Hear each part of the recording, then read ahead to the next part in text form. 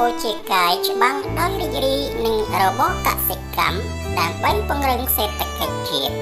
មែនហើយនាមជាកសិករតស៊ូដាំដុះពុំគិតឡៃសោះអំពីក្តីនឿយហត់ជំរុញកសិកម្មដោយការអំណត់ទោះជានឿយហត់អត់ធ្មត់ប្រយុទ្ធដើម្បីជីវភាពរីកចម្រើន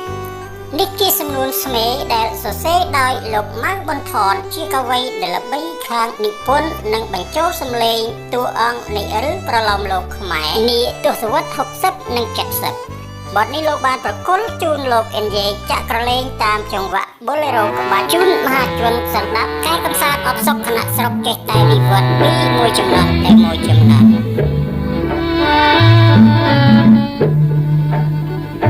ខ្ញុំជីងក្របីស្មាលីអង្គរត់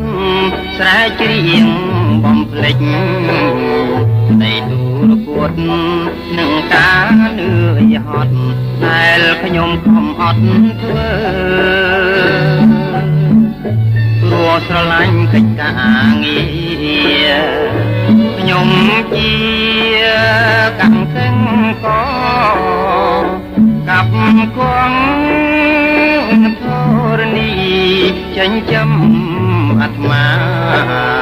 ពួកក្រក្រៃរូបផ្ញើជីវិតដោយយើងកម្លាំងកាយសែនសប្បាយចិត្តណាស់ណែងតែកិច្ចរុងរឿងដោយរៀងយើងតាំងពីកខំជួតែរែ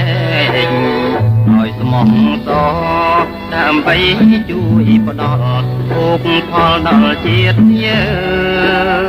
ងក្រោកឡើងខ្លួនខ្មែរអើយធ្វើស្រែនឹងទឹកធ្វើសឹកនឹងបាយខ្ញុំជាកាំងសិករ